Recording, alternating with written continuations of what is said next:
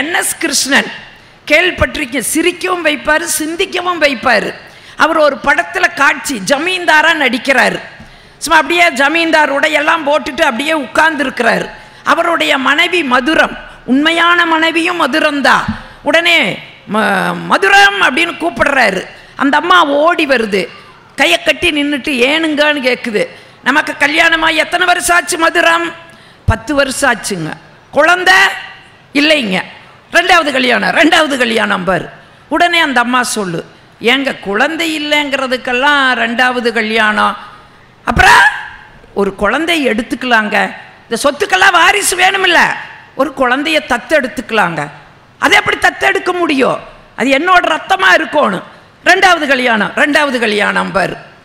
இல்லைங்க, எதுக்குங்க நமக்கு ஒரு குழந்தை? எனக்கு நீங்கள் குழந்தை, உங்களுக்கு நான் குழந்தை. அது எப்படி மதுரம் முடியும்? நீ என்னை தூக்கி தொட்டல போட முடியுமா? தாளாட்ட முடியுமா? பால் புட்டியில் பால் ஊற்றி கொடுக்க முடியுமா? அது எப்படி முடியும்? 2வது கல்யாணம், 2வது கல்யாணம் பார். உடனே அந்த அம்மா சொல்லு, என்ன சொன்னாலும் கேட்க மாட்டேங்கிறீங்க, 2வது கல்யாணத்தில் உறுதியாக இருக்கிறீங்க. ஆமாம் ஆமாம், 2வது கல்யாணம், 2வது கல்யாணம்.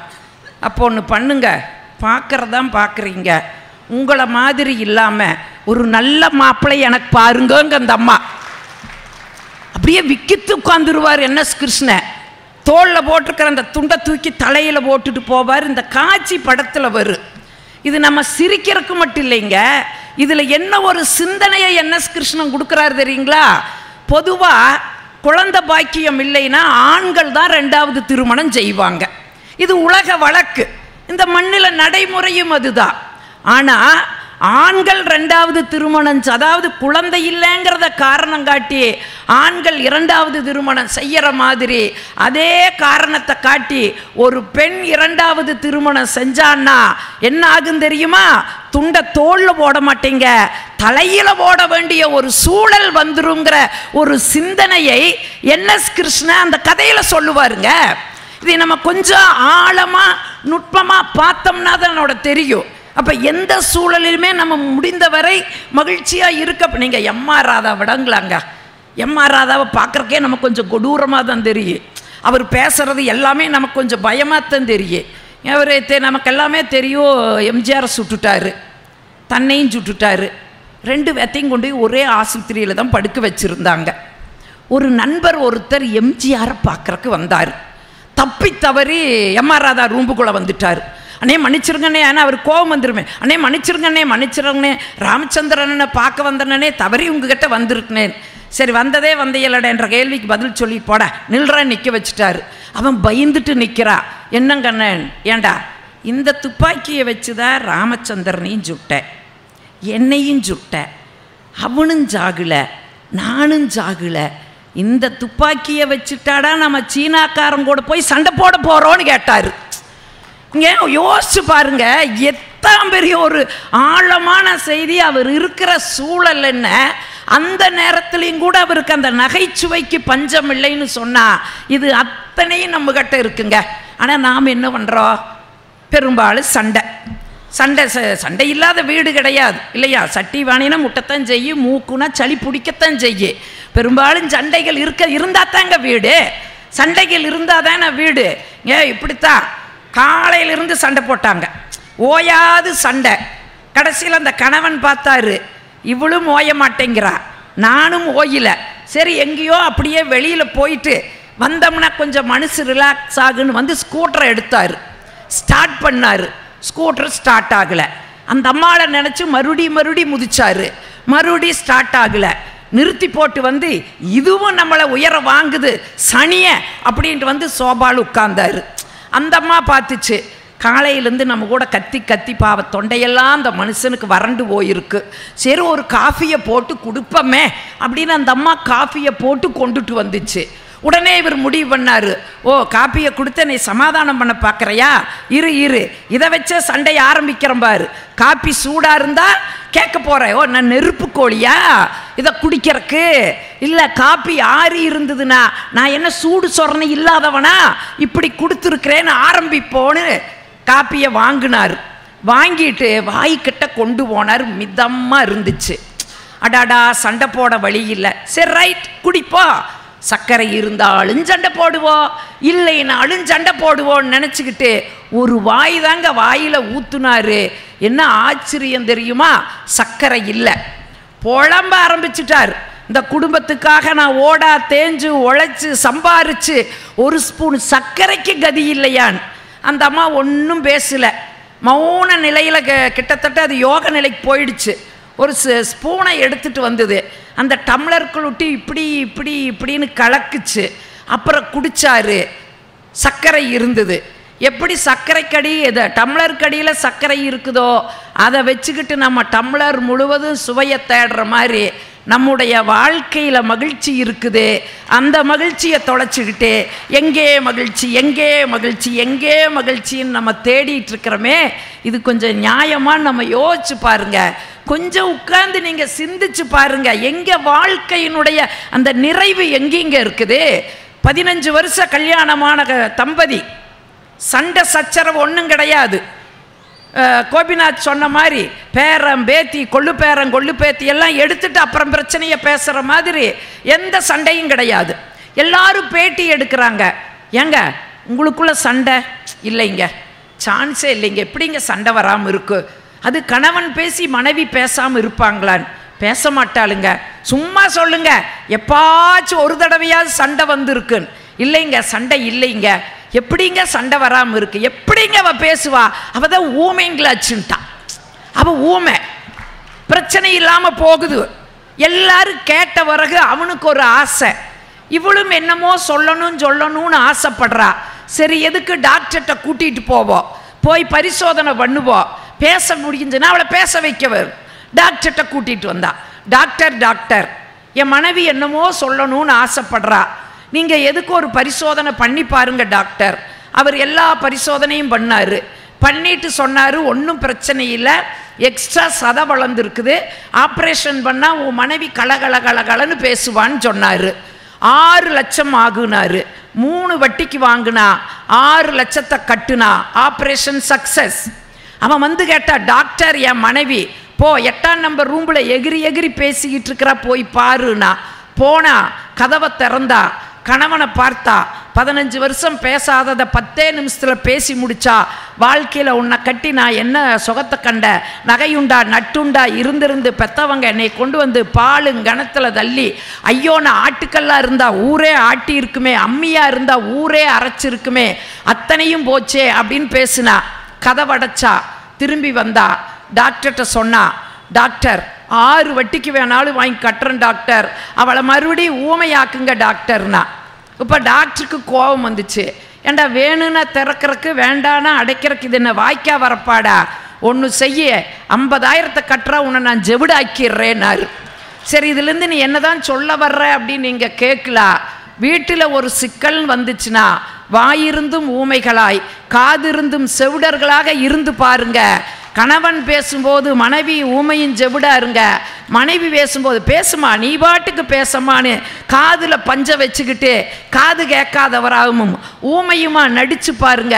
வாழ்க்கையில் எவ்வளோ பெரிய வெற்றி காத்து இருக்குது இல்லைங்களா? இன்னும் புரிகிற மாதிரி ஒரே வார்த்தையில் சொல்கிறேன். கோயிலுக்கு போகிறீங்களா, ஓம் ஓம்னு சொல்லுங்க. வீட்டுக்கு வர்றீங்களா, ஆம்னு சொல்லுங்க. அத்தனை சிக்கலுக்கும் தீர்வு இருக்குதே. இந்த தீர்வு கிடைக்காம நம்ம எங்கே போகிறோம்? மனநல மருத்துவர்கிட்ட போகிறோம். இங்கே ஒரு காலகட்டங்கள் எல்லாம் கல்யாணத்துக்கு வீட்டில் இருக்கிற பெரியவங்க புத்திமதி சொல்லுவாங்க. இன்னைக்கு திருமணத்திற்கு முன்பு மனநல மருத்துவர்கிட்ட மணமகனையும் மணமகளையும் கூட்டிகிட்டு போய் அவங்க திருமண வாழ்க்கைனா என்ன அப்படிங்கிற ஆலோசனையை தந்து அப்புறம் திருமணம் பண்ணுற ஒரு சூழலுக்குள்ளே நம்ம மாறி இருக்கிறோமே. யோசிச்சு பாருங்க.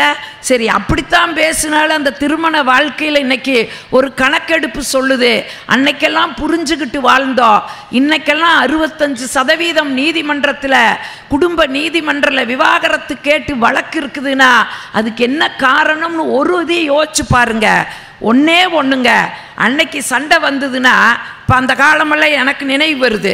வீட்டில் ஒரு பிரச்சனையா, ஒரு அடி விட்டுட்டாரா, அப்பனுக்கு கடிதம் எழுதுவோம். இந்த இணையம் வாட்ஸ்அப்பெல்லாம் இன்னைக்கு கிடையாது. ஒரு கடிதத்தை போடுவோம். அந்த கடிதம் எங்கள் அப்பன் கையில் போய் கிடைக்கல 1 வாரமாகு. அதை வாங்கி பார்த்து எங்கள் அப்பன் குதின்னு குதிப்பா. பாரு என்ன தைரியம் இருந்தால் அம்மனியை அடிச்சிருப்பானவ. டே அங்காளி வங்காளி எல்லாம் வாங்கடா, அண்ணன் தம்பி அத்தனை பேரையும் கூப்பிட்டு ஆடு அடித்து கோழி அடித்து குழம்பு வச்சு அவங்களை எல்லாம் சாப்பிட வச்சு வாங்கடான்னு கூப்பிட்டு வரையில இன்னொரு வாரம் ஆயிரு, 15 நாள் ஆயிரு கிட்டத்தட்ட. அவங்க எங்கள் வீட்டுக்கு வந்து சேரும்போது அடுத்த பிள்ளை தயாராகி உட்காந்துருப்போம். இருந்துச்சுங்களா இல்லையா? பொய்யா உண்மையா? இருந்த மண்ணு தானுங்க இந்த மண்ணு. அப்படித்தாங்க வாழ்ந்தோம். உடனே இங்கே வருவாங்க, சந்தோஷமாக இருக்கிறத பார்த்துட்டு அட ஏதோ மாப்பிள்ளை கையை ஓங்கிக்கிறாரு, அம்மனி கழுத்தில் வட்டுடுது. அம்மனி இதுக்கு போய் ஒரு கடிதத்தை போட்டுக்கிட்டு சரி சரி சரின்னு இங்கேயும் கோழி அடிச்சு இங்கேயும் மாடு அடிச்சு இங்கேயும் சாப்பிட்டு எங்கள் வங்காளி மக்கள் எல்லாம் ஊர் போய் சேர்ந்தாங்களா இல்லைங்களா? சிக்கல் இருந்துதா? குடும்பத்தில் சிக்கல் இருந்துதா? இன்னைக்கு பேச முடியுமா? கேட்க வாட்ஸ்அப் ஆன் பண்ணுறா, பேசு மவளை பேசு. பேசாதக்கு முடிய வீடியோ எடுத்து அனுப்பிடுறா. ஏதாவது சொல்றதுக்கு முன்னாடி வெளியில் வந்துடுறா. வா வா அடி உத குத்து, இதை வீடியோ எடுத்து போட்டுடுறாங்க. ஒன்றுமே நடந்திருக்காதுங்க. ஒன்றுமே வாயில் ஒரு வார்த்தை தான் சொல்லியிருப்போம். வெளியில் வந்து முடிய அவுத்து போட்டு வா அடி உத குத்து, அதை மட்டும் அங்கே போகு. ஓ அடிச்சு போட்டாங்கடா. எவ்வளவு பெரிய சிக்கலுக்குள்ள நம்ம போயிருக்கிறோம். இதுக்கு என்ன காரணம் தெரியுங்களா? அன்னைக்கெல்லாம் என்ன பிரச்சனையா இருந்தாலும் கணவன் மனைவிக்குள்ளேயே பேசி தீர்த்துட்டாங்க. ஆனால் ஏன் இன்னைக்கு இந்த சூழல் வந்திருக்குதுன்னா, இங்கே 10 வருஷம் குழந்தை பாக்கியம் இல்லை ஒரு தம்பதிக்கு. 10 வருஷம் கழிச்சு அவள் பலாச்சோள மாதிரி ஒரு ஆம்பளை பையனை பெற்றுட்டா. பேர் வைக்கிறதுல சிக்கல் வந்துடுச்சு. என்ன பேர் வைக்கிறது? அந்த அம்மா சொல்லுது எங்கள் அப்பன் பேர் சிவசாமி வரணுங்குது. அவர் சொல்கிறாரு எங்கள் அப்பா கிருஷ்ணசாமி வரணுங்கிறாரு. 3 மாதம் 2 பேர் பேரே வைக்கல. தினம் சண்டை. பக்கத்து வீட்டுக்காரர் பார்த்தாராட, என்னடா எப்போ பாரு சண்டை, சரி நம்மளாவது போய் நாட்டாமல் செய்யலான்னு வந்து என்ன பிரச்சனைன்னு கேட்டார். 2 பேரும் சொன்னாங்க. அந்த அம்மா சொல்லுது எங்கள் அப்பா பேர் சிவசாமி வரணுங்க. அவர் சொல்கிறார் எங்கள் அப்பா கிருஷ்ணசாமி அந்த பேர் வரணும்னு. உடனே இவர் பார்த்தாரு நாட்டாம, ஓ உங்கள் அப்பா 2 அப்பம் பேரும் வரணும் அவ்வளோதானே, நான் ஒரு பேர் சொல்லுட்டானாரு. சொல்லுங்கண்ணா சிவராமகிருஷ்ணன் பேர் வைங்கன்ட்டாரு. 2 பேருக்கும் ஒரு சந்தோஷம். எப்படி இத்தனை நாள் நம்மளுக்கு தெரியாமல் இருந்தது? சரி சிவராமகிருஷ்ணன் முடிவு பண்ணிட்டாங்க. உறம்பறைகளை எல்லாம் கூப்பிட்டு விட்டுட்டாங்க. வெடிஞ்சா பேர் வைக்கணும். 2 பேரும் பேசிக்கிறாங்க. எனக்கு சிவசாமி எங்கப்பனுங்க, கிருஷ்ணசாமி உங்கப்பனுங்க, இதாருங்க இடையில ராமனு. ஐயோ என்ன யார் வா அவரைவே கேட்கலாம். பக்கத்து வீட்டை போய் கதவை தட்டுனாங்க. அவர் கேட்டார் என்னப்பா உப்ப பிரச்சனை? அதுதான் எல்லாம் முடிஞ்சு காலையில் பேர் வைக்க சொந்த பந்தமெல்லாம் கூப்பிட்டாச்சல்ல, என்ன பிரச்சனைன்னு. இல்லைங்க எங்கப்பன் பேர் சிவசாமிங்க, அவங்கப்பன் பேர் கிருஷ்ணசாமிங்க, இது என்னங்க இடையில ராமன்னு. அவர் சொன்னார் எங்கப்ப ராமசாமின்னார். சந்தடி சாக்கில் அவர் சைக்கிள் ஓட்டிட்டு போயிட்டார். இது சிரிக்கலாம். என்ன சிந்தனை தெரியுங்களா? எப்பவுமே ஒரு குடும்பத்தில் ஒரு பிரச்சனைன்னு வரும்பொழுது 3வது நபர்கள் குறுக்கீடு வந்துச்சுன்னா இந்த 65% இதுதான். அந்த 3வது நபர்னு யாரை சொல்கிறேன் தெரியுங்களா? பெத்தவங்களையும் சேர்த்தித்தான் சொல்கிற. என்னைக்கு உங்கள் பிரச்சனைகளை நீங்களே தீர்த்துக்குங்க அப்படின்னு சொல்கிறோமோ அன்னைக்கு தாங்க நான் சொல்கிற இந்த வழக்கு குறையும்னு சொன்னால் வாழ்க்கைக்குள்ளே எவ்வளவு மகிழ்ச்சி இருக்குது. பெரும்பாலும் நம்ம வாழ்க்கைனா என்னன்னே தெரியாமல் ஓடிட்டுருக்கிறோம். புத்தர் சீடர்கிட்ட கேட்டாரா வாழ்க்கைங்கிறது எது வரைக்கும்னு கேட்டாரா?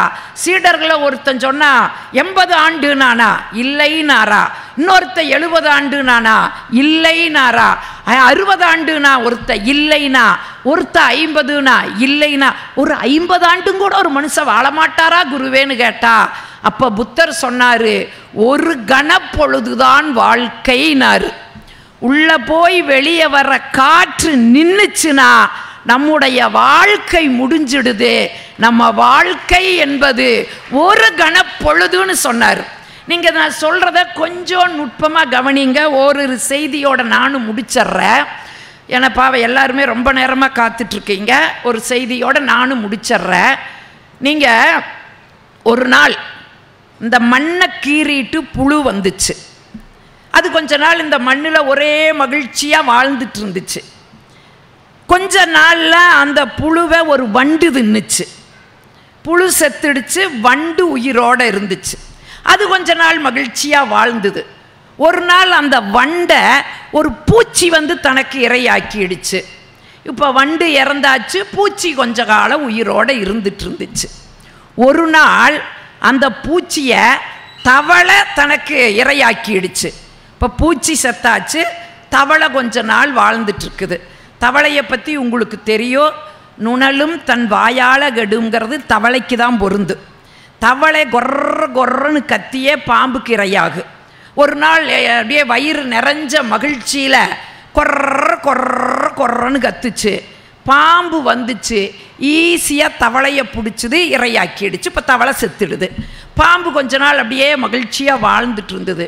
ஒரு நாள் அப்படியே உயரமான இடத்துல கழுகு பறந்துச்சு. பறந்துட்டுருக்கிற கழுகு கீழே பார்த்துச்சு. அப்படியே பாம்பு நெளிஞ்சிக்கிட்டு இருந்தது. அது கழுகோட கண்ணுக்கு ஒரு நூடுல்ஸ் மாதிரி தெரிஞ்சிருக்குது. நேராக கீழே வந்துச்சு, பாம்பை கொத்துச்சு. பாம்பு செத்துது, கழுகு கொஞ்ச நாள் வாழ்ந்தது. ஒரு நாள் ஒரு வேடுவன் வந்து வேட்டையாடுறக்கு போனான். அந்த கழுகை வேட்டையாடிட்டான். வேட்டையாடிட்டு கொண்டு வந்து மனைவி கையில் கொடுத்தா, இந்தா இதை கழுகு 65 செஞ்சு வை அப்படின்னு கொண்டு வந்து மனைவி கிட்ட கொடுத்தா.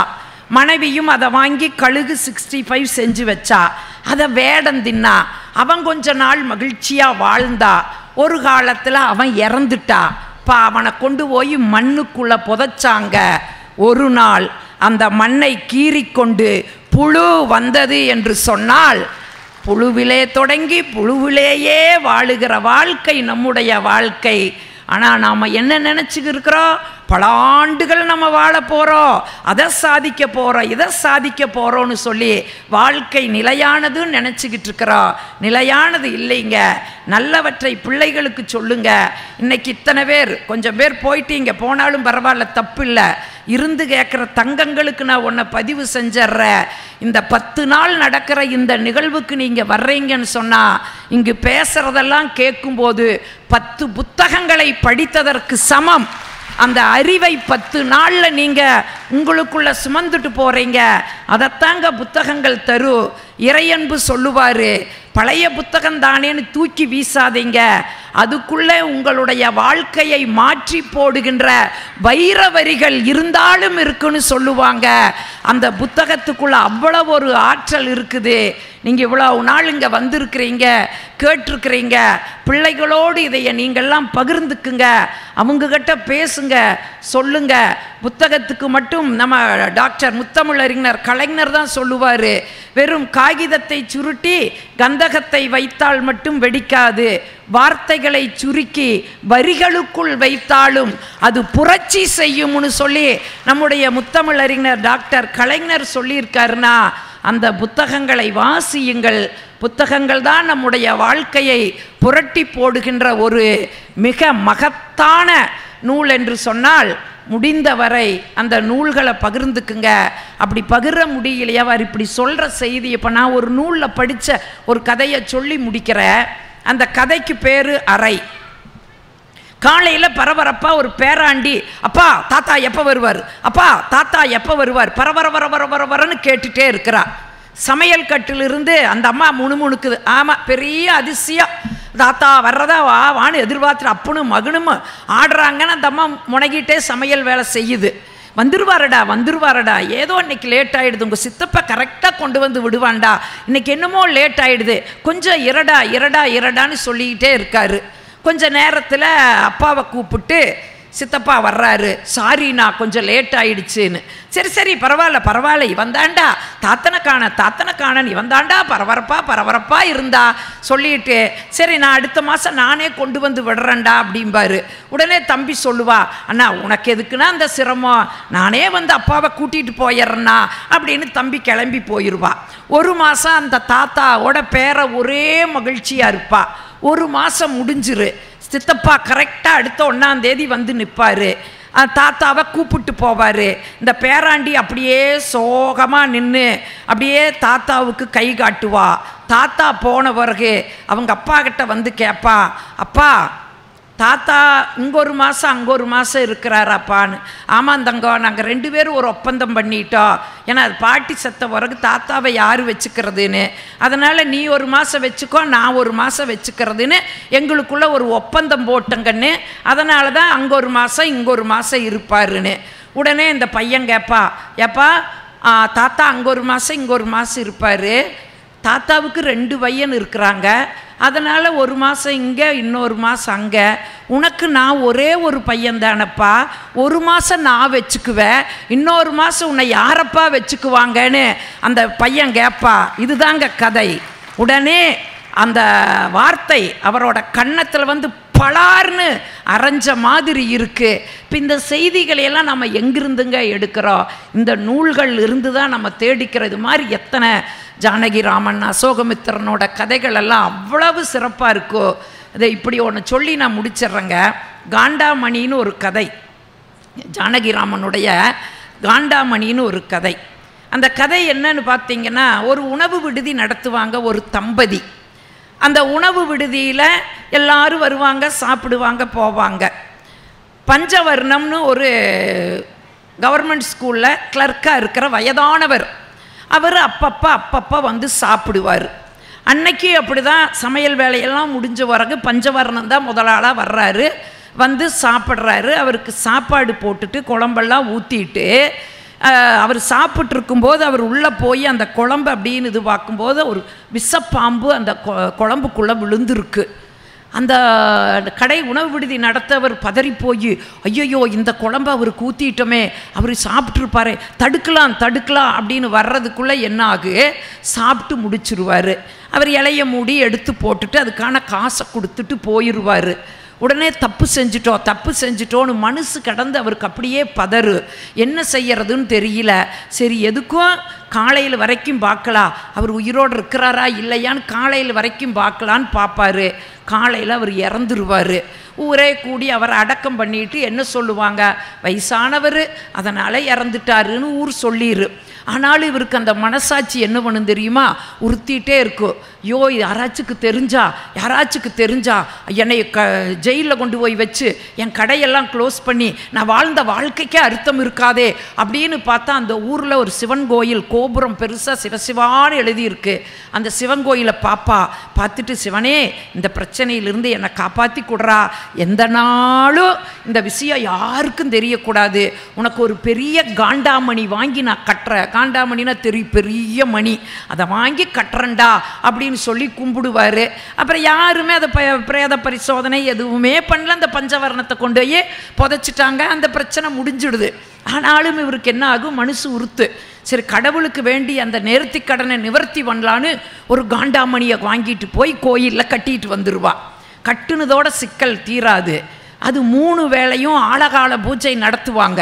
அப்படி நடத்தும்போது அந்த காண்டாமணி டன்னு அடிக்கும்போது இந்த உணவு விடுதி நடத்தவருக்கு பஞ்சவர்ணம், விஷப்பாம்பு, அந்த குழம்பு நினைவில் வரும். அதிலிருந்து மீண்டு வர்றதுக்குள்ள மத்தியான பூஜை டன்னு அடிக்கு. திரும்ப அதே பாம்பு, பஞ்சவர்ணம், அதே குழம்பு நினைவில் வந்து போகும். கதையை ஜானகிராமன் இப்படி முடிப்பார். குற்றத்திலிருந்து அவர் தப்பித்து விட்டார், ஆனால் குற்ற உணர்ச்சியிலிருந்து ஒரு பொழுதும் அவரால் தப்பிக்க முடியாதுன்னு சொல்லி அந்த கதையை நிறைவு செய்கிறார்னா, இது மாதிரி ஏராளமான பொக்கிஷங்களை நமக்கு தருவது தாங்க புத்தகம். வர்றீங்க 10 நாள் நல்ல செய்தியை கேட்குறீங்க, 10 நாளில் பையனாக ஏதோ ஒரு புக்கை வாங்கிட்டு போங்க, 1 வருஷம் கூடி படியுங்க, அதை குடும்பத்தோடு பரிமாறிக்குங்க. அடுத்த ஆண்டு ஒரு புத்தகத்தை வாங்குங்க. நம்முடைய வீட்டில் புத்தகங்களும் நூலகங்களாகும். நம்ம குடும்பத்தில் இருக்கவங்களோடு நாம் உட்கார்ந்து வெட்டிக்கதை பேசுகிறப்போ, செல்ஃபோனை பார்த்துக்கிட்டு இருக்கிறப்போ, இந்த ஒரு கருத்தை பரிமாறும்போது நம்ம குடும்பத்தில் இருக்கிறவங்களுக்கு அது போய் சேரு. அவங்க இன்னொருத்தர்கிட்ட போய் சொல்லும்போது, எங்கிருந்து உனக்கு இந்த செய்தி கிடைச்சது அப்படியே பல காதுக்கு போகும்போது நாமும் ஒரு படைப்பாளியாக மாறுகிறோம் என்று சொன்னால், புத்தகத்தை வாங்குங்கள், படியுங்கள். வாழ்க்கையைத்தான் படைப்பாளிகள் படைப்பாக தந்திருக்கிறார்கள். படைப்பாளிகளினுடைய படைப்புகள் தான் நம்முடைய வாழ்க்கை என்று சொன்னால் வியந்து கேட்ட உங்கள் அத்துணை பேரையும் வணங்கி விடைபெறுகிறேன். நன்றி, வணக்கம். பிரபஞ்சன் அவர்களுக்கு ரொம்ப பிடிச்ச கதை அப்படின்னு ஒரு 2 கதையை அடிக்கடி மேடையில் சொல்வார். அதுல ஒரு கதை எனக்கு ரொம்ப பிடித்தமான கதை. ஒரு ராணுவ வீரனை பற்றிய கதை. அவர் அந்த கதையில சொல்றாரு, அது ஒரு ரஷ்ய கதைன்னு நினைக்கிறேன். ஒரு ராணுவ வீரன் தேசத்துக்காக தன்னையே கொடுக்கிற அளவுக்கு உழைக்கிற ஒரு ராணுவ வீரன். ஒரு பயங்கரமான யுத்தம் நடந்து கொண்டிருக்கிறது. அவனுக்கு பக்கத்துல ஒரு பெரிய குண்டு தாக்குதல் நடக்கிறது. அப்படியே அவன் தூக்கி எறியப்படுகிறான். அப்படி தூக்கி எறியப்பட்டு ஆஸ்பத்திரியில கொண்டு போய் சேர்க்கிறாங்க. அவன் முகமெல்லாம் அப்படியே சதஞ்சு போயிருக்கு. கிட்டத்தட்ட கூழா ஆன நிலைமையில இருக்குது. அவனுடைய முகத்தை எல்லாம் சர்ஜரி பண்ணி சரி பண்ணி ஒரு 3 மாசம் அவனை தேத்தி உட்கார வச்சுட்டாங்க. ஒரு கண்ணாடி கொடுங்க அப்படின்னு கேட்கிறான். இல்ல நீ இப்போதைக்கு கண்ணாடி பார்க்காத. இல்ல கண்ணாடி கொடுங்க அப்படின்னு வாங்கி பாக்குறான். அப்படியே அதிர்ச்சி ஆகுது. அவன் அவ்வளவு அழகான ஒரு இளைஞன். அப்படியே முடி அப்படி ஒரு காற்றிலே பறக்கக்கூடிய அழகான தலைமுடி, கூர்மையான கண்கள், கூர்மையான நாசி, அழகான தோற்றத்தோடு இருந்த அவன் கண்ணாடியில பார்க்கும்போது ஏதோ முழுக்குன்னு இருக்கு. சம்பந்தமே இல்லாம உறுப்புகளை இழுத்து வச்சு கட்டுன மாதிரியான ஒரு முக அமைப்பு. அவனுக்கு அதிர்ச்சி ஆயிடு. இப்படி ஒரு முகத்தோற்றம் எனக்கு ஆயிடுச்சு அப்படின்னு அவங்க எல்லாம் சொல்றாங்க. இதுக்காக நீ வருத்தப்படாத, நாட்டுக்காகத்தானே நீ உன் முகத்தின் அழகை இழந்திருக்கிறாய் அப்படிங்கிறாங்க. சரி, எனக்கு கொஞ்ச நாள் லீவ் கொடுங்க, நான் எங்க அம்மாட்ட போய் கொஞ்ச நாள் இருந்துட்டு வர்றேன் அப்படின்னு லீவு வாங்கிட்டு அம்மா வீட்டுக்கு வர்றான். அவனுக்கு அம்மா மட்டும்தான் உண்டு, அப்பா இல்ல, செல்லம்மா வளர்த்துருக்குறாங்க. அதே தெருவுல அவனை ரொம்ப நேசிக்கக்கூடிய ஒரு பொண்ணு இருக்கிறாங்க. வருங்காலத்துல அவங்க தான் திருமணம் செய்து கொள்ளணும் அப்படின்ற ஒரு ஒப்பந்தத்தோட இருக்கிறாங்க. இப்ப இவன் நேரா வீட்டுக்கு போறான். போய் கதவை தட்டுறான். யூனிஃபார்மோட போறான், ராணுவ உடையோட போறான். கதவை தட்டுறான். அவங்க அம்மா கதவை திறந்து பார்த்துட்டு உடனே சொல்றாங்க, என்னப்பா என் மகன் கூட வேலை பாக்குறியா? அவன் அட்ரஸ் கொடுத்து அனுப்பி விட்டானா? எப்படி இருக்கிறான் என் பையன், நல்லா இருக்கானா? ரொம்ப யுத்தமா இருக்கு போலயே, ஒரு கடிதம் கூட எழுதல, ஒரு 3 மாசமா எந்த தகவல் தொடர்பும் இல்லை அப்படிங்கிறாங்க. ஒரு கணம் அப்படியே ஷாக் ஆயிட்டான். பெத்த தாய்க்கு அடையாளம் தெரியலன்னு எவ்வளவு வேதனையா இருக்கும்.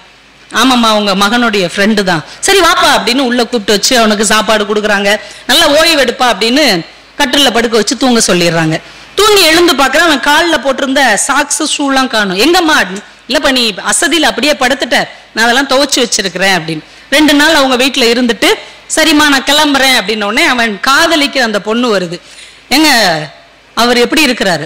நல்லா இருக்கிறாரு, போர்க்களத்துல இருக்கிறாரு. சரி, அவரை பத்திரமா பாத்துக்கோங்க, நான் ரொம்ப கேட்டேன், அவர் ரொம்ப தேடுறேன்னு சொல்லிருங்க. சரிங்க சொல்றேன் அப்படின்ட்டு அவளுக்கும் அடையாளம் தெரியல. கிளம்பி திரும்ப வந்துட்டான், போர் முனைக்கே வந்துட்டான். வந்து 2 நாள்ல அவங்க அம்மா கிட்ட இருந்து ஒரு கடிதம் வருகிறது. அதை எடுத்து படிச்சு பாக்குறான்.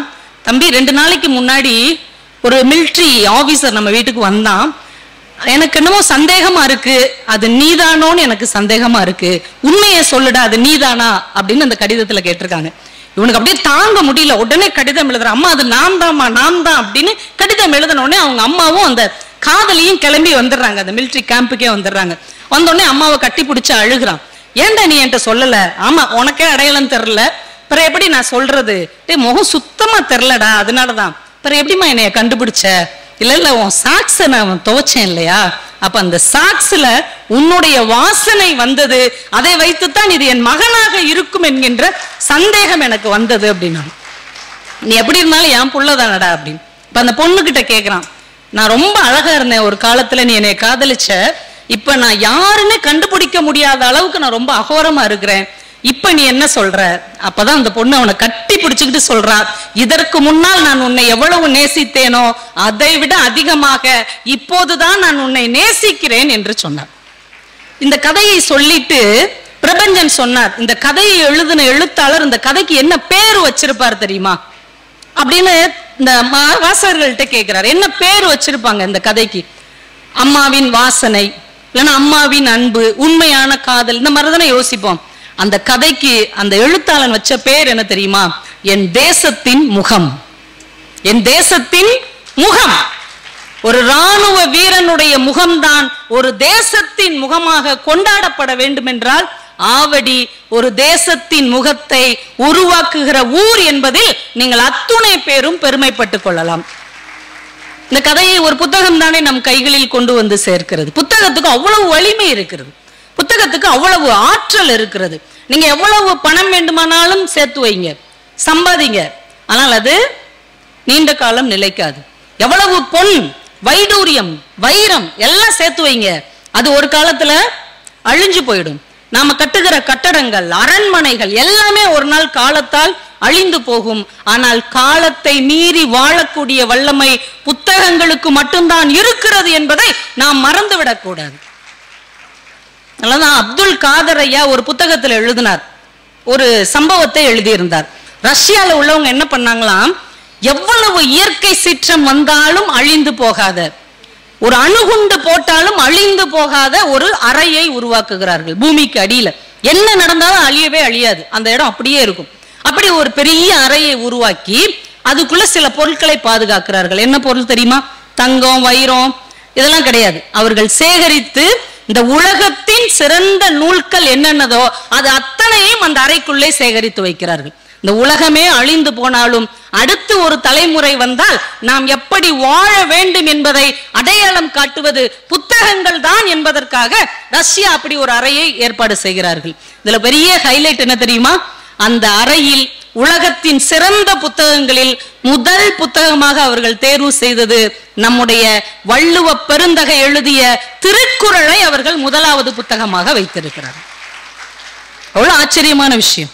உலகத்துக்கே வழிகாட்டக்கூடிய ஒரு வல்லமை 2000 ஆண்டுகளுக்கு முன்னே எங்கள் தமிழ் பாட்டனுக்கு இருக்கிறது என்பதுதானே இந்த மண்ணின் கர்வமாக இருக்க முடியும். அதனாலதான் ஒரு அறிஞன் சொன்னான், வள்ளுவன் ஒரே ஒரு நூல் தான் செய்தான், அதுதான் தமிழன்னையின் மானம் காக்குகிற ஆடையாக மாறி போனது என்று சொன்னான். ஒரு நூல் தானே அவர் நெய்தார், திருக்குறள் என்கின்ற ஒற்றை நூல் தமிழன்னையின் மானம் காக்குகிற ஆடையாக மாறி போனது என்றால் அப்படிப்பட்ட திருக்குறள் என்கின்ற சொத்து நம் கைகளில் இருக்கிறது. அறிவுமதி தான் ரொம்ப அழகா சொல்வாரு, எங்கள் தந்தை தந்த தாய்ப்பால் முப்பால் உடைய திருக்குறள் என்று சொல்வார். எப்பயுமே அம்மா தான் நமக்கு தாய்ப்பால் தருவாங்க, ஆனால் தமிழர்களுக்கு ஒரு தந்தை கொடுத்த தாய்ப்பால் தான் திருக்குறள் என்றால் நாம் அப்பாவாலும் வளர்க்கப்பட்டவர்கள் அம்மாவாலும் வளர்க்கப்பட்டவர்கள் என்று பெருமைப்பட்டுக் கொள்ள வேண்டும். அதனாலதான் வள்ளுவனுக்கு முக்கடல் சங்கமிக்கிற கன்னியாகுமரி கடலில் முப்பால் தந்த வள்ளுவனுக்கு 133 அடியில கலைஞர் அவர்கள் சிலை வைத்தார். அதை பார்த்துட்டு வாலி ஒரு கவிதை எழுதினார். நீங்க எந்த சிலை வேணா பாருங்க, நீங்க எல்லா தலைவர்களுடைய சிலையும் பாருங்களேன், ஒரு குறிப்பிட்ட உயரத்துக்கு இருக்கும். கொஞ்ச நாள் கழிச்சு நீங்க அதை பராமரிக்கலன்னா என்ன ஆகும் தெரியுமா? அந்த தலைவர்களுடைய சிலை மேல எல்லாம் காக்கா உட்காந்துட்டு போகும், காகம் அமர்ந்து போகும், பார்த்திருக்கீங்களா? ஆனால் இவ்வளவு 133 அடிக்கு மேல காகம் பறக்க முடியாது கடலுக்கு மேல. அதனால் வாலி எழுதினார், எல்லோரும் காகம் அமர சிலை வடிப்பார்கள், நீ மட்டும்தான் மேகம் அமர்வதற்கு சிலை வடித்தாய் என்று எழுதினார். இப்ப அந்த கலைஞருக்கு பேனா சிலை வைக்கவா வேண்டாமா அப்படின்னு ஊருக்குள்ள ஒரு புரளி போய்கொண்டிருக்கிறது. ஆனா பேனா பத்தி அப்துல் காதர் அதே புத்தகம், இந்த புத்தகம் பேர் சொல்லிடுறேன், அயல் மகரந்த சேர்க்கை. நல்ல கவித்துவமான ஒரு புத்தகம், நீங்கள் படிக்க வேண்டும் என்று ஆசைப்பட்டீர்கள் என்றால் அப்துல் காதர் ஐயா எழுதின அயல் மகரந்த சேர்க்கைங்கிற புத்தகத்தை படிங்க. அதுல பேனா பத்தி அவர் ஒரு கவிதை எழுதியிருக்கிறார். பேனானா இப்ப உள்ள பால் பாயிண்ட் பேனா இல்ல, போன தலைமுறையில நம்மெல்லாம் ஸ்கூல் படிக்கும் போது ஒரு பேனா, இங்கு பேனா வச்சிருப்போம் இல்லையா, இந்த மூடி எல்லாம் வச்சிருக்கும், அந்த பேனாவை பத்தி ஒரு கவிதை. இந்த பேனாவை கையில எடுத்துக்கிறார். அந்த பேனாவுக்கு மேல பாத்தீங்கன்னா குல்லா மாதிரி இருக்கும், பழைய பவுண்டைன் பேனா மேல. அதை பார்த்துட்டு சொல்றார், பேனாவே நீ குல்லா அணிந்து இருக்கிறாய், நீ இஸ்லாமியனா? பேனா கிட்ட அவர் கேட்கிறார். அப்புறம் கொஞ்சம் கீழே இறங்கி பாக்குறாரு, அந்த பேனால இப்படி ஒரு நீளமா ஒண்ணு இருக்கும் இல்லையா, அதை பார்த்துட்டு சொல்றாரு, நீ நாமம் போட்டு இருக்கிறாய் பேனாவே, அப்படி என்றால் நீ வைஷ்ணவனா? மூடியை திறக்கிறார். உள்ள பார்த்தா அந்த நிப்பு முள்ளு முடியோடு இருக்கிறது, முள் முடி சூடி இருக்கிறாய், நீ இயேசுவின் அவதாரமா? எழுதுறார். பேனா பட்டை அடிக்கிறது. எழுதும் போது பட்டை அடிக்கிறாயே, நீ சைவனா? ஒரு பேனாவை வச்சுக்கிட்டு நீ குல்லா அணிந்திருக்கிறாய் அதனால் இஸ்லாமியனா, முள்முடி சூடி இருக்கிறாய் நீ கிறிஸ்தவனா, இல்லை நாமம் போட்டு இருக்கிறாய் நீ வைஷ்ணவனா, பட்டை அடிக்கிறாயே நீ சைவனா அப்படின்னு கேட்கிறார். இப்போது அந்த பேனா சொல்வதாக அவரே எழுதுகிறார், அட முட்டாளே, நீ இதை ஒன்றாக்கி பார், நான் ஒன்று என்கின்ற வடிவத்தில் தான் இருக்கிறேன், உலகம் முழுவதும் ஒன்ற வேண்டும் என்கின்ற எண்ணத்தில் ஒன்று வடிவத்தில் இருக்கிறேன். நீங்க யோசிச்சு பாருங்க, நம்ம சமயம் மதம் ஜாதி அப்படின்னு நம்ம பிரிந்து கொண்டே போகிறோம். ஆனால் ஒரு உயிரற்ற ஒரு பேனா எல்லாமே ஒன்றாகத்தான் இருக்கிறது என்று சொல்ல முடியும் என்றால் இதை எது சாத்தியப்படுத்தும் என்றால் ஒரு புத்தகம் தான் சாத்தியப்படுத்தும். இதையெல்லாம் நம்ம பிள்ளைகளுக்கு அந்த புத்தகத்தை கொடுத்து இந்த சின்ன சின்ன கட்டுரைகளை எல்லாம் வாசிக்க சொல்லணும். ஏன்னா இன்னைக்கு சொன்னா கேட்கிற மாதிரி நம்ம பிள்ளைங்க மனநிலையில இல்ல, அப்படியே இருக்கிறாங்க நம்ம பிள்ளைங்கள்லாம். இன்னைக்கு நிறைய பள்ளிக்கூடங்கள்ல கல்லூரிகள் எல்லாம் மோட்டிவேஷனல் ஸ்பீச் பேசுறதுக்கு கூப்பிடுவாங்க. நான் ஒரு நாள் ஒரு ஸ்கூல்ல போய் சொன்னேன், முடிஞ்ச அளவு அதிகாலை எழுற பழக்கம் நம்ம பிள்ளைங்களுக்கு இன்னைக்கு இல்ல, நீங்க 3 மணிக்கு எழுந்தீங்கன்னா 4 மணிக்கு எழுந்தீங்கன்னா வாழ்க்கையிலே மிகப்பெரிய வெற்றியாளராக மாறிவிடுவீர்கள். நீங்க என்ன கனவு காணுகிறீர்களோ அதெல்லாம் நடந்து விடும் அப்படின்னு ஒரு பையன் படக்குன்னு எந்திரிச்சு சொன்னான். எங்க தெரு பால்காரர் 20 வருஷமா 4 மணிக்கே எந்திரிச்சு பால் ஊத்திட்டு இருக்காரு. இன்னும் அவர் பால் தான் ஊத்திட்டு இருக்காரு. எங்க தெருவுல போஸ்டர் ஓட்டுறவர் 3 மணிக்கே எந்திரிச்சிட்டாரு. இன்னும் அவர் அந்த பசையும் வாலியுமா தான் திரியிறாரு. இதெல்லாம் வேற எங்கேயாவது சொல்லுங்க மேடம் அப்படின்ட்டாங்க. சின்ன பசங்க கிட்ட இன்னைக்கு பேசவே முடியல. பார்த்திருக்கீங்களா?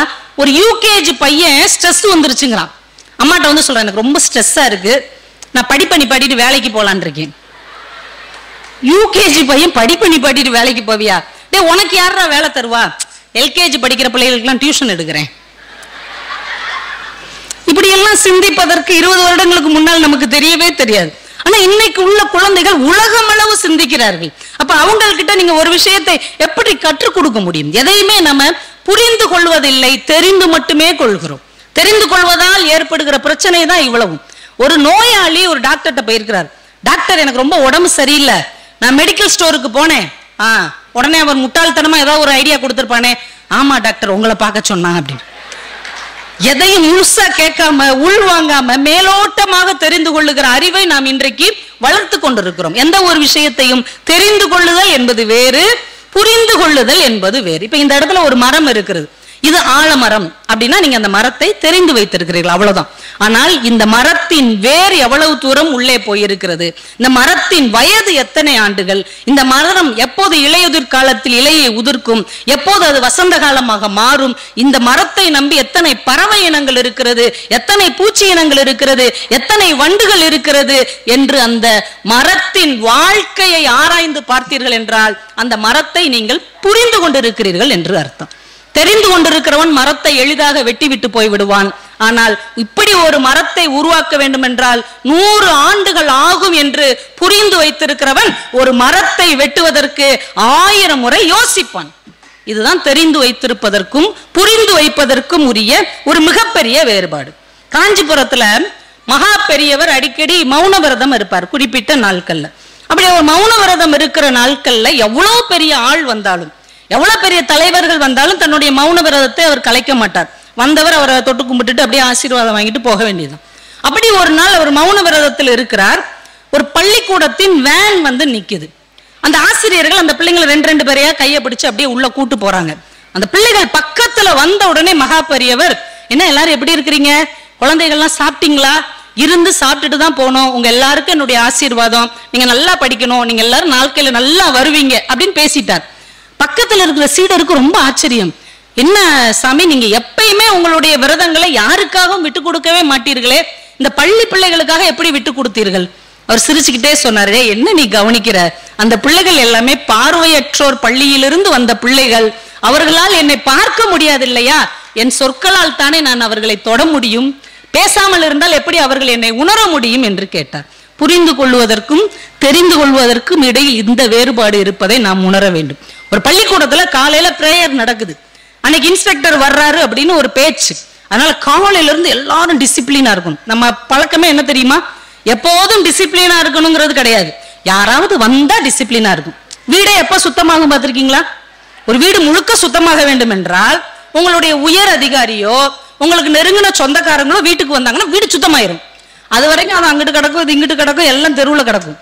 அது மாதிரி பள்ளிக்கூடத்துல இன்ஸ்பெக்டர் வர்றாரு அப்படின்னு அட்டச்சு பிடிச்சி எல்லாம் டிசிப்ளினா இருக்கணும், ஒழுக்கமா இருக்கணும், ஒழுங்கா இருக்கணும், எல்லாம் வரிசையில நிக்கணும், ஒண்ணு போல கிளாஸ்க்கு போகணும், பயங்கர கட்டுப்பாடு.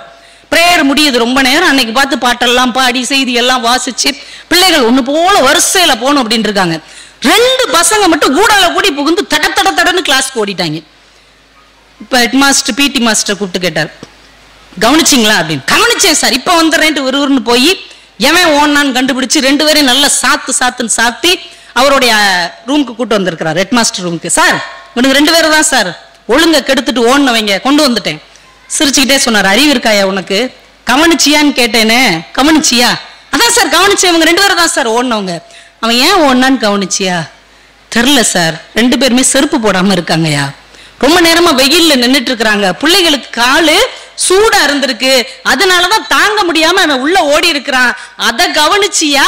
அவங்களுக்கு செருப்பு எதுவும் வாங்கி கொடுத்தியான்னு கேட்கறதுக்கு தயா கவனிச்சியான்னு கேட்டேன். நீ இன்னும் 2 பேரு இழுத்து பிடிச்சி அடிச்சு கொண்டு வந்திருக்கிறிய, என்ன அநியாயம், கூட்டு போய் செருப்பு வாங்கி கொடு அப்படின்னாராம். அப்போ ஒரு விஷயத்தை பார்ப்பதற்கும் கவனிப்பதற்கும் வித்தியாசம் இருக்கிறது இல்லையா? ஏன் அந்த பிள்ளைங்க ஓடினாங்கன்னா ஒழுங்கை கெடுத்து விட்டு ஓடினார்கள் அப்படின்னு அவர் நினைத்தார்.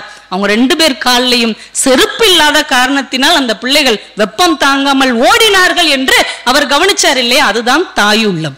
அந்த கவனிக்கிற உள்ளம் யாருக்கெல்லாம் இருக்கிறதோ அவரால்கள் தான் இந்த உலகம் பரிபாலனம் செய்யப்படுகிறது அப்படிங்கிறத நம்ம புரிஞ்சுக்கணும். நிறைய தடவை நம்ம இதை கவனிக்கிறதே இல்லை. நபிகள் நாயகம் அவருடைய சீடர்களோட உட்கார்ந்து பேசிட்டு இருக்கிறார். யார் என்ன பொருள் கொண்டு வந்தாலும் அவர் பகிர்ந்து கொடுத்து சாப்பிட்றதா அவருக்கு பழக்கம். என்ன பொருள் கொண்டு வந்தாங்க. ஆனா அன்னைக்கு இவ்வளவு பெரிய கூட நிறைய ஒரு பாட்டி திராட்சை பழங்கள் கொண்டு வந்திருக்கிறாங்க. அவர் என்ன பாட்டி, இதான் என் தோட்டத்துல முத விளைஞ்சதுப்பா, நீ சாப்பிட்டு நல்லா இருக்குன்னு நீங்க சொல்லிட்டீங்கன்னா எனக்கு ரொம்ப மகிழ்ச்சியா இருக்கும். அப்படியா? எடுத்து சாப்பிட்றார். 1 எடுத்து சாப்பிட்றார், 2 எடுத்து சாப்பிட்றார். பேசிக்கிட்டு எல்லாத்தையும் சாப்பிட்டு சூப்பரா இருக்கு பாட்டி, போயிட்டு வாங்க அப்படின்ட்டார். சுத்தி இருந்த சீடர்களுக்கு ஆச்சரியம். ஒரு பேரிச்சம்பளம் கிடைச்சா கூட கொஞ்சம் கொஞ்சமா பிச்சு எங்களுக்கு தருவீங்க, ஒரு கூட நிறைய திராட்சை பழத்தை நீங்க ஒருவராவே சாப்பிட்டீங்களே, என்ன காரணம்? அவர் சிரிச்சுக்கிட்டே சொன்னார், அந்த கூடையில இருக்கிற எல்லா பழங்களும் பயங்கர புளிப்பாக இருந்தது. அந்த பாட்டி முத என் தோட்டத்தில் விளைந்ததுன்னு ஆசையா கொண்டு வந்து வச்சிருக்கிறாங்க. இப்ப நான் உங்களுக்கு கொடுத்தா என்ன செய்வீங்க? தூ புளிக்குது அப்படின்னு அவங்க முன்னாடி சொல்லி அவர்கள் இதயத்தை காயப்படுத்தி இருப்பீர்கள். அதனால் தான் எல்லா பழங்களையும் நானே சாப்பிட்டேன், புளிப்பை உள்வாங்கி கொண்டு இனிப்பை அந்த பாட்டிக்கு தந்தேன் என்று சொன்னார்.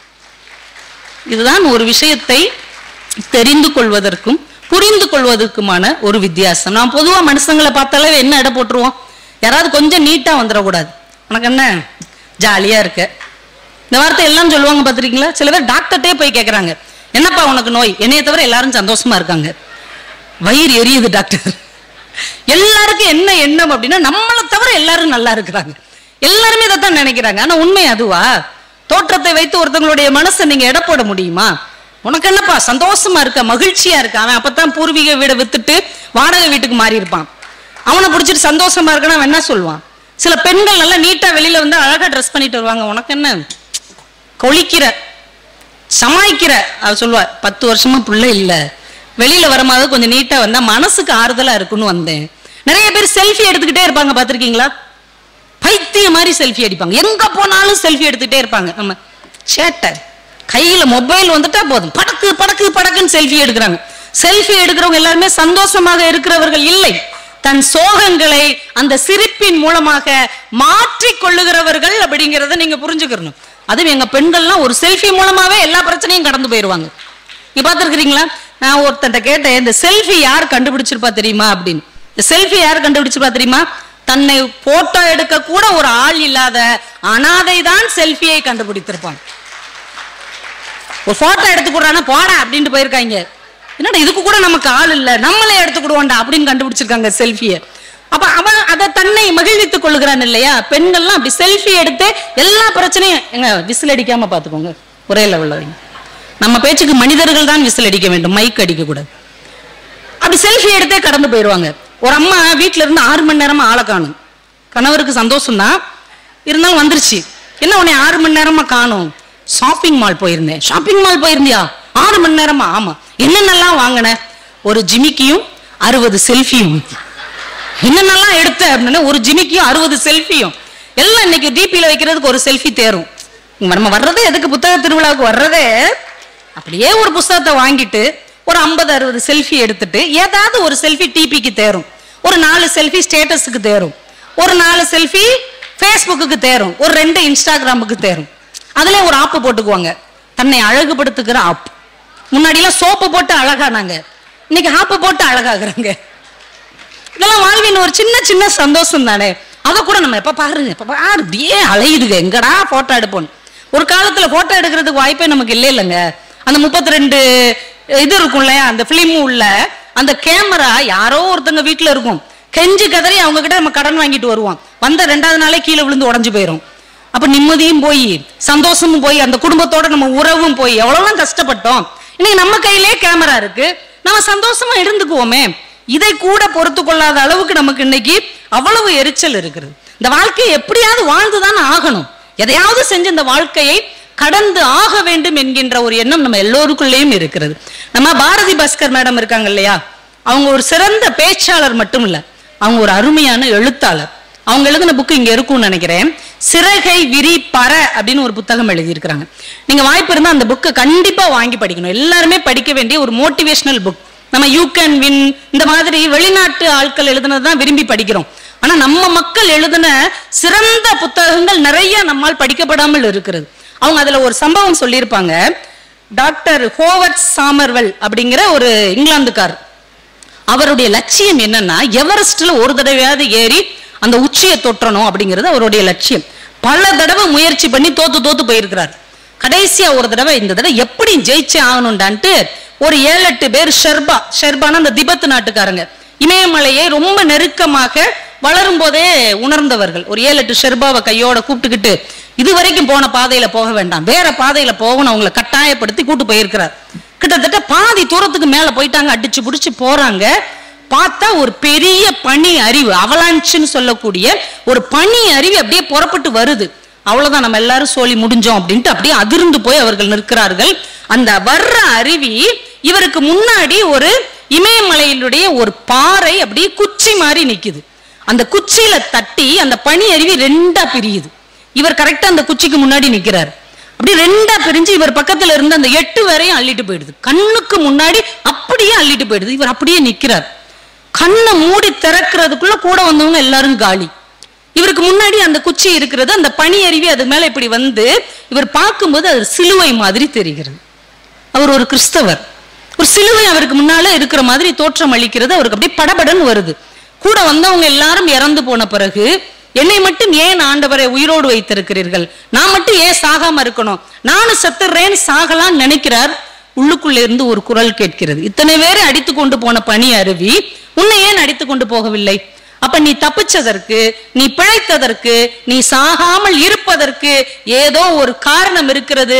அந்த காரணத்தை கண்டுபிடித்து விட்டு அதற்கப்புறம் செத்துப்போ.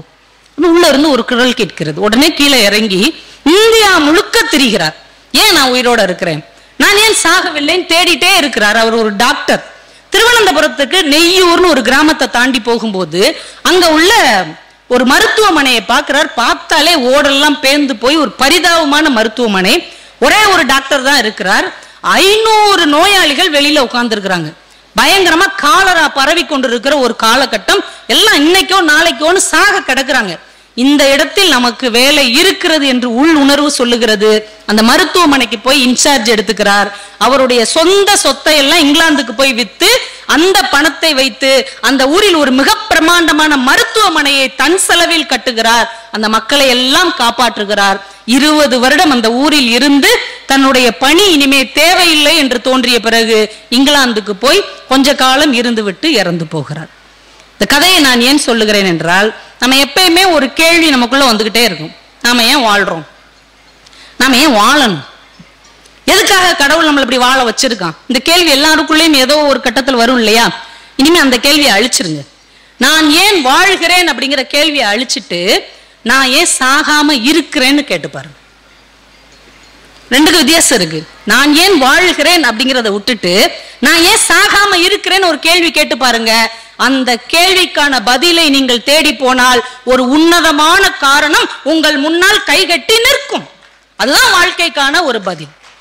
கொரோனா வந்தது இல்லையா, நம்ம கண்ணுக்கு முன்னாடி எத்தனை பேர் காணாமல் போனார்கள். நம்ம தெருவுல, நம்ம சொந்த பந்தத்துல, நமக்கு தெரிஞ்சவங்க, நம்ம நண்பர்கள் எத்தனை பேர் காணாம போனாங்க. இப்ப உங்க மொபைல் எடுத்து பாருங்க, அந்த மொபைல்ல எத்தனை பெயர்கள் இருக்கிறது. அவர்கள் உயிர்கள் இன்னைக்கு இல்லை இல்லையா?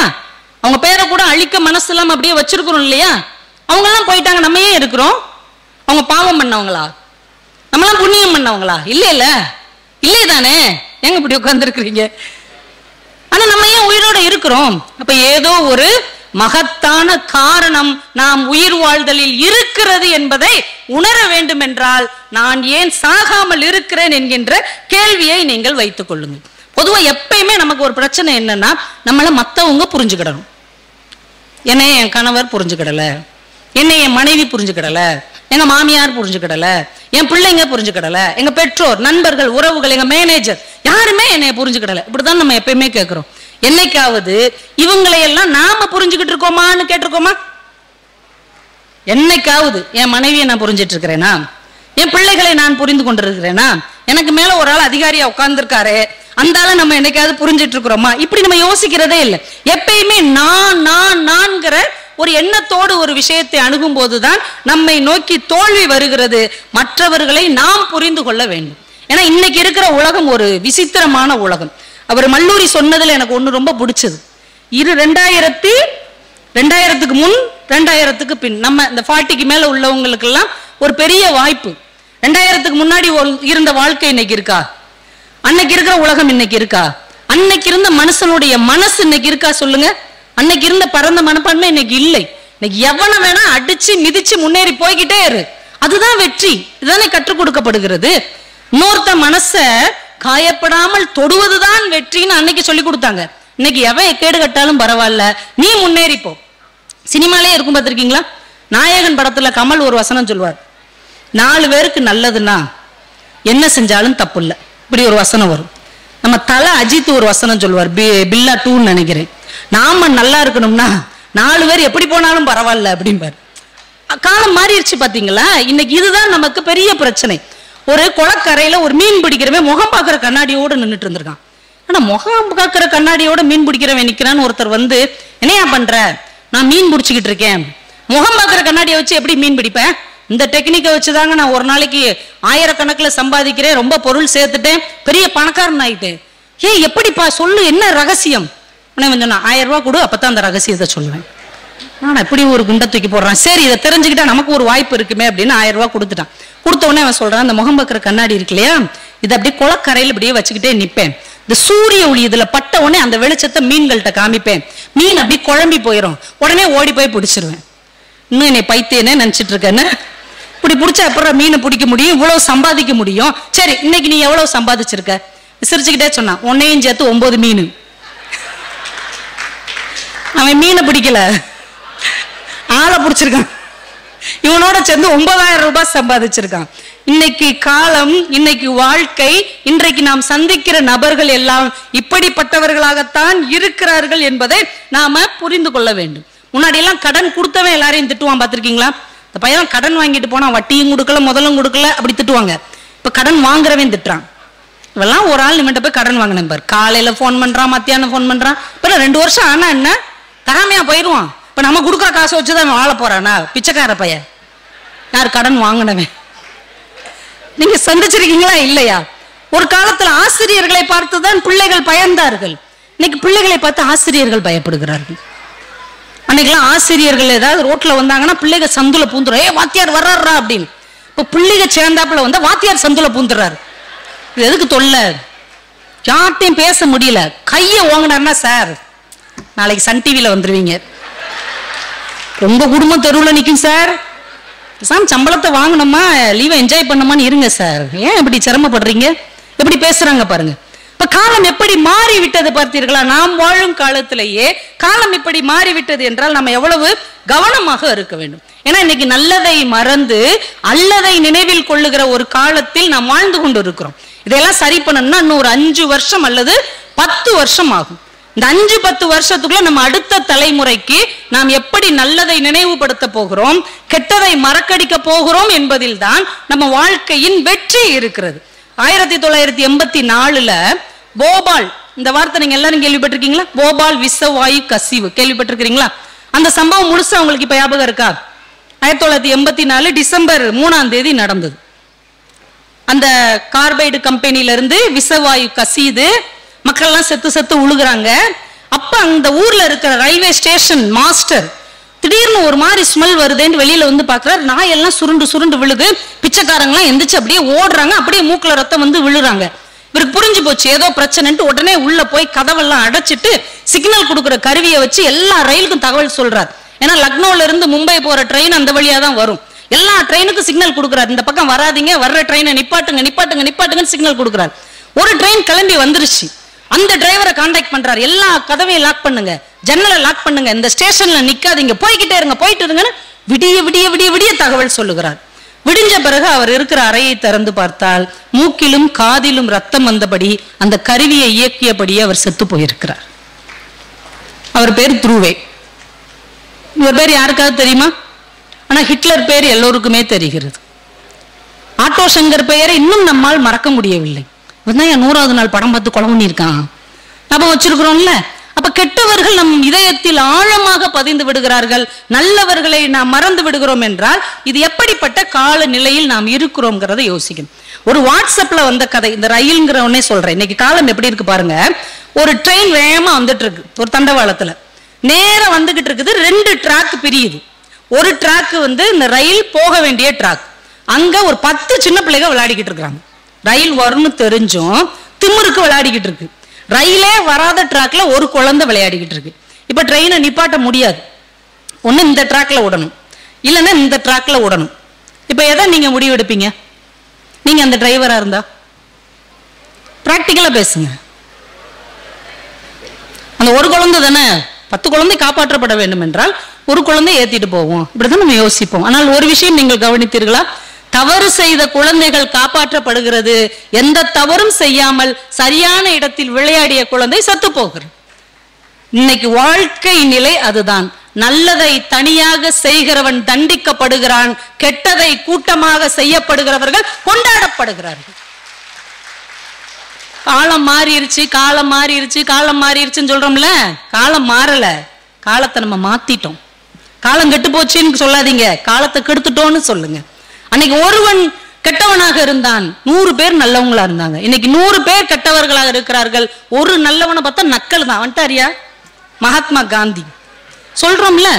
அன்னைக்கெல்லாம் தெருவில் ஒருத்தர் குடிகாரனா இருப்பான், தெருவே அவரை கேவலமா பார்க்கும், குடியார பையன். இன்னைக்கு தெருவில் ஒருத்தர் குடிக்காம இருப்பான், லூசு பையன். சொல்றோம்ல. நல்லவனுக்கு பேரே என்ன தெரியுமா? பாவம் நல்லவன். பாவம் நல்லவன், பாவம் நல்ல மனுஷன், பொழைக்க தெரியாத மனுஷன். அப்ப இந்த காலத்தை யார் கெடுத்து இருக்கிறார்கள்? நம்ம எல்லோரும் கூட்டாக சேர்ந்துதானே கெடுத்து இருக்கிறோம். அப்ப நம்ம பிள்ளைகளுக்கு மட்டும் ஒரு நல்ல வாழ்க்கை அமைய வேண்டும் என்றால் எப்படி அமையும்?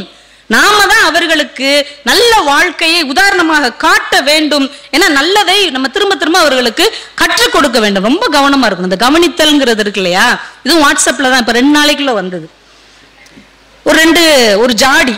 ஒரு ஜாடிக்குள்ள ஒரு 100 கருப்பு எறும்பை உள்ள போடுறோம், 100 சிகப்பு எறும்பை உள்ள போடுறோம். அது பாட்டுக்கு வாழ்ந்துகிட்டு இருக்கும்.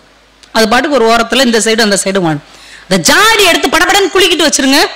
இந்த கருப்பு எறும்பு மேல சிவப்பு எறும்பு மோதும், சிவப்பு எறும்பு மேல கருப்பு எறும்பு மோதும். ஆகா, எவனோ ஒருத்தன் நமக்கு எதிரியா வந்துட்டான், ஒன்ன கடிச்சு கொதறி அடிச்சு புடிச்சு சாகும். ஆனால் தன்னுடைய எதிரி கருப்பு எறும்பு என்று சிவப்பு எறும்பு நினைக்கிறது, தன்னுடைய எதிரி சிவப்பு எறும்பு என்று கருப்பு எறும்பு நினைக்கிறது. ஆனால் 200 எறும்புகளுக்கும் தெரியவில்லை, ஜாடியை குலுக்கியவன் தான் தங்கள் எதிரி என்று 200 எறும்புகளுக்கும் தெரியவில்லை. ஏதோ எறும்பு கதை நினைக்காதீங்க.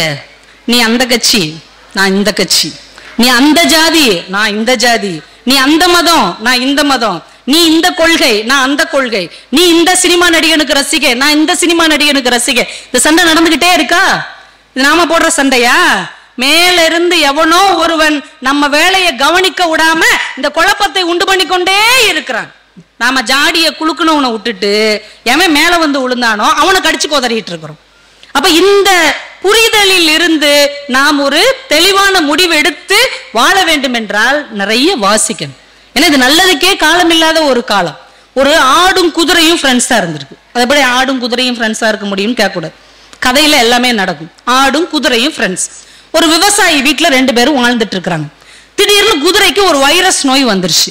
அந்த விவசாயி ஒரு டாக்டரை கூட்டு வந்து காமிக்கிறாரு. என்னன்னே தெரிலங்க, சொனங்கி படுத்து கிடக்குது, என்னன்னு பாருங்க. அவர் பாக்குறாரு, ஐயோ ஒரு கொடுமையான வைரஸ் வந்திருக்கு, நான் ஒரு 3 நாளைக்கு மருந்து தர்றேன், அதுக்குள்ள அது எந்திக்கலைன்னா ஏதாவது ஒரு முடிவுக்கு வந்துடும். 3 நாளைக்கு மருந்து கொடுக்குறாரு. பாடுக்கு ரொம்ப டென்ஷன்.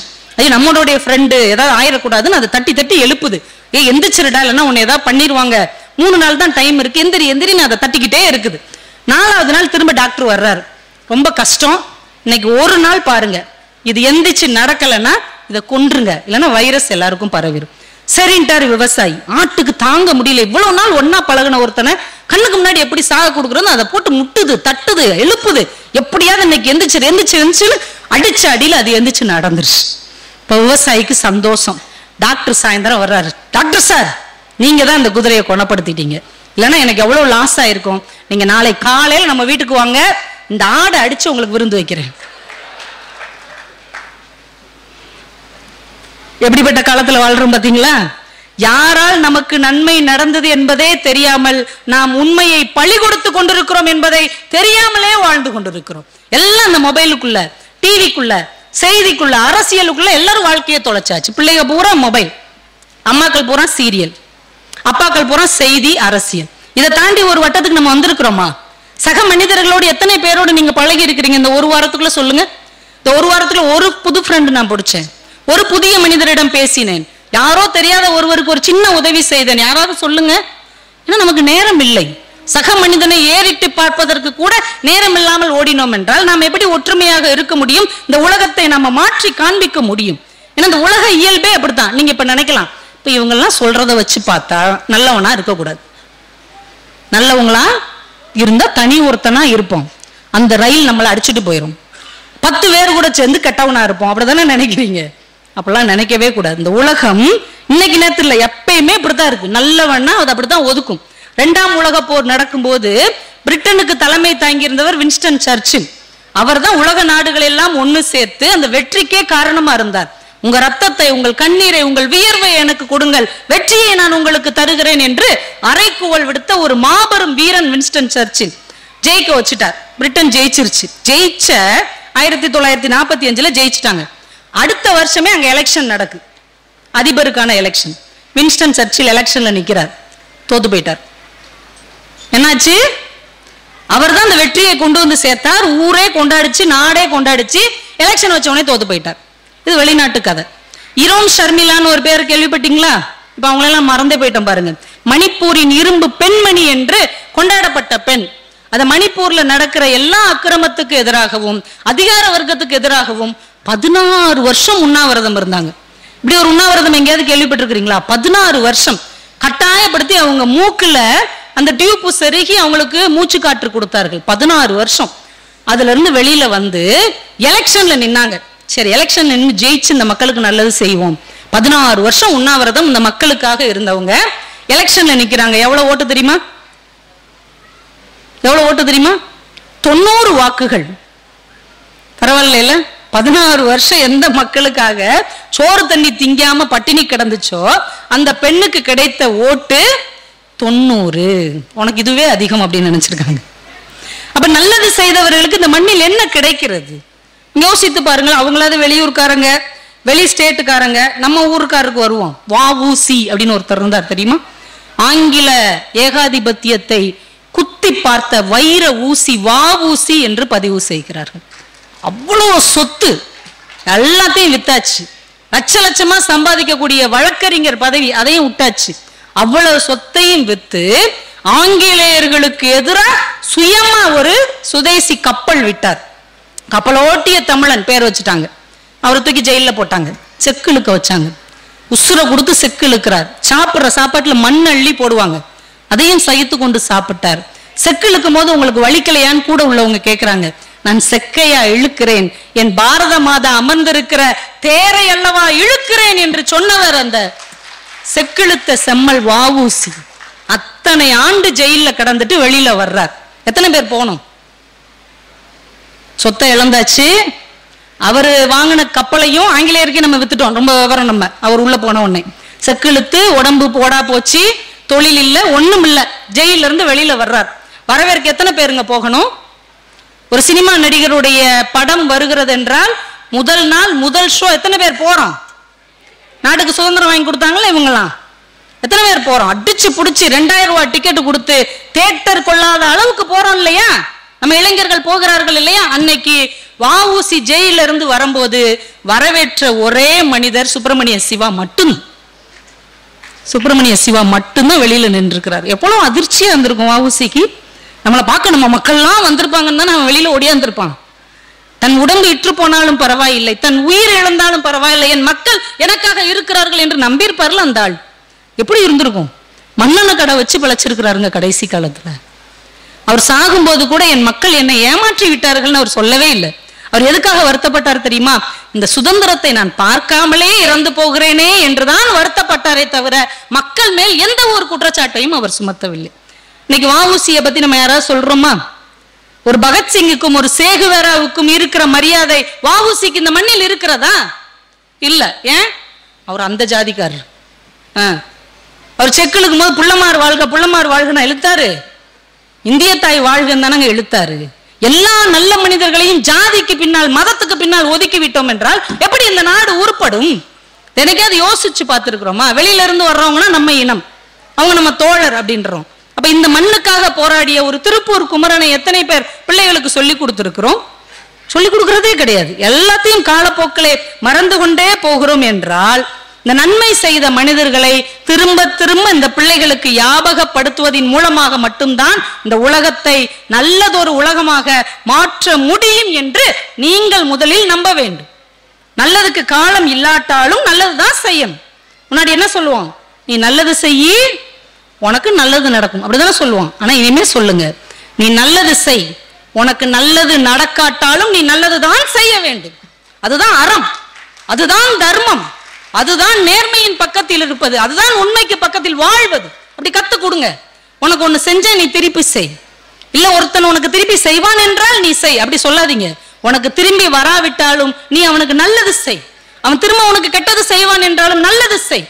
இந்த எண்ணத்தை வளர்த்தால் மட்டும்தான் 2000க்கு முன்னாடி நம்ம வாழ்ந்தோம்ல ஒரு வாழ்க்கை, சக மனிதர்களோடு ஜாதி பார்க்காமல் சமயம் பார்க்காமல் எல்லாருமே எங்க சொந்தக்காரங்க தான் ஒரே தெருவுல ஒற்றுமையா ஓடி விளையாண்டோம்ல, அந்த வாழ்க்கை திரும்ப வரும். நம்ம என்ன பதவியில இருக்கிறோம், எவ்வளவு செல்வம் வைத்திருக்கிறோம், அதை வச்செல்லாம் வாழ்க்கை கிடையாதுங்க. ஒரு சின்ன கதை படிச்சேன். ஒரு கார்பரேட் கம்பெனி, இதோட முடிச்சிடுறேன். ஒரு கார்பரேட் கம்பெனி, அங்க ஒரு பெரிய மீட்டிங் நடந்துட்டு இருக்குது. திடீர்னு மிருக காட்சி சாலையில இருந்து ஒரு புலி தப்பிச்சு ஓடியாந்துருச்சு. ஏதோ கார்பரேட் கம்பெனில எல்லாம் பரபரப்பா இருந்தோடனே இது ஓடி போய் இந்த ரெஸ்ட் ரூமுக்கு பக்கத்துல ஒரு சின்ன பொந்து மாதிரி இருந்திருக்கு, அதுக்கு அடியில போய் ஒளிஞ்சுக்கிடுச்சு. CEO வந்திருக்கிறார் ஹேண்ட் வாஷ் பண்றதுக்கு. ஆள் நல்லா சவப்பா கோட் ஷூட் எல்லாம் போட்ட உடனே அந்த புலிக்கு ரொம்ப பிடிச்சு போச்சு, சத்துன்னு அடிச்சு சாப்பிட்டுருச்சு. யாருமே அந்த ஆளை தேடவே இல்லை, வந்துட்டு போயிட்டார் போல அப்படின்ட்டு. வீட்டுல உள்ளவங்களும் அப்படியே என்கிட்ட போயிட்டார் போலன்னு விட்டாங்க. 2 நாள் ஆச்சு, CEO யாரும் தேடல. 2 நாள் கழிச்சு GM உள்ள போறார் ஹேண்ட் வாஷ் பண்றதுக்கு. இவர் நல்லா தான் இருக்கிறாரு, சப்புன்னு அடிச்சு சாப்பிட்டுருச்சு. யாருமே அவரை தேடல, சந்தோஷப்பட்டிருக்காங்க. GM எங்கேயோ போய் தொலைஞ்சிட்டாரு, அப்பாடா நிம்மதி. எப்ப பார்த்தாலும் வள்ளு வள்ளுன்னு விழுவார். 5 நிமிஷம் லேட்டா வந்தா என்ன வரத்து வர்றாரு, அப்படி ஆபீஸே சந்தோஷமா இருந்திருக்கு. மறுபடியும் 2 நாள் ஓடி இருக்கு. புலி இதான் நமக்கான இடம், எவஞ்சத்தாலும் யாரும் என்னன்னு கேட்க மாட்டேங்கிறாங்க, இங்கேயே இருந்துக்கிறோம். அது பெர்மனன்ட் டேரா போட்டுருச்சு. அடுத்த தடவை பியூன் வந்திருக்கிறார், எல்லாருக்கும் டீ வாங்கி கொடுக்குமேன்னு பிளாஸ்க கழுவுறதுக்கு வந்திருக்கிறாரு. சப்புன்னு அடிச்சு சாப்பிட்டுருச்சு. 1/2 மணி நேரம் தாங்க ஆயிருக்கு. ஆபீஸே அல்லோல கல்லோல பட்டுருச்சு. என்னடா டீ வாங்க போனவனை காணும், பியூனை காணும், தலைவலிக்குது டீயை காணும், தேடி தேடி அலைஞ்சிருக்காங்க. கண்டுபிடிச்சிட்டாங்க, இந்த புலிதாயா அவனை அடிச்சு கொண்டிருக்குன்னு புளியை பிடிச்சி அடைச்சாச்சு. நீங்கள் ஒரு விஷயத்தை ஞாபகம் வைத்துக் கொள்ளுங்கள், நீங்கள் எவ்வளவு செல்வாக்கோடு இருக்கிறீர்கள், எவ்வளவு பதவியில் இருக்கிறீர்கள், எவ்வளவு வசதியில் இருக்கிறீர்கள் என்பது அல்ல. உங்களை ஒருவர் தேட வேண்டும் என்றால் நீங்கள் மற்றவருக்கு எவ்வளவு பயன் உள்ளவராக இருக்கிறீர்கள் என்பதுதான் முக்கியம். அதனால உள்ளத்தால் உயர்ந்தவர்களாக இருங்கள், அடுத்தவர்களுக்காக இறங்கி வர பழகி கொள்ளுங்கள். கவிக்கோ எழுதின ஒரு சின்ன கவிதையை சொல்லி நிறைவு செய்கிறேன். மேகம் வானத்துல இருக்குது, ஒரு புகை கூண்டுல இருந்து ஒரு புகை அப்படியே கிளம்பி வெளியில வருது. காத்து தள்ளி தள்ளி தள்ளி போய் மேகத்துக்கு பக்கத்துல போயிடுச்சு. மேகம் ஆவியான தண்ணீரால் திரண்டு கருத்து போய் இருக்கு. இந்த புகை காத்து அடிச்சு போய் அது பக்கத்துல நிக்குது. இப்ப புகை கெத்தா சொல்லுது மேகத்திட்ட, நானும் உன் உயரத்துக்கு வந்துட்டேன், நானும் உன்ன மாதிரியே கருப்பா இருக்கிறேன், நானும் உன்னை மாதிரியே பயங்கரமா இருக்கிறேன், நானும் உன் வடிவத்துலதான் இருக்கிறேன், நானும் இனிமேல் மேகம்தான் அப்படின்னு புகை சொல்லி இருக்கு. அடுத்த கணம் மேகம் இடியாக சிரித்து கொண்டு மழையாக பொழிந்திருக்கிறது. நனைந்து சிலிர்த்த பூமி சொல்லி இருக்கிறது, உண்மையான வெற்றி என்பது மேலே மேலே மேலே போவதில் இல்லை, மற்றவர்களுக்காக கீழே கீழே கீழே இறங்கி வருவதில் இருக்கிறது. நல்ல முடிந்த அளவு நீங்கள் உள்ளத்தால் உயருங்கள், முடிந்த அளவு மற்றவர்களுக்காக இதயத்தால் இறங்கி வாருங்கள். ஏனென்றால் இன்னும் நல்லவர்களுக்கான தேவைதான் இந்த மண்ணில் காத்திருக்கிறது. நாம் நல்லவர்களாக மாறினால்தான், நம் பிள்ளைகளை நல்லவர்களாக மாற்றினால்தான் அடுத்த தலைமுறை நல்ல தலைமுறையாக இருக்கும் என்று சொல்லி, எனக்கு படித்த புத்தகங்களில் பிடித்த செய்திகளை உங்களோடு பேசுவதற்கு வாய்ப்பு தந்த அத்துணை நல்ல உள்ளங்களையும் வணங்கி விடைபெறுகிறேன். நன்றி, வணக்கம். இந்த தகவல் உங்களுக்கு பிடிச்சிருந்தா லைக் பண்ணுங்க, உங்க ஃப்ரெண்ட்ஸுக்கு ஷேர் பண்ணுங்க, மறக்காம எங்க சேனலுக்கு சப்ஸ்கிரைப் பண்ணுங்க.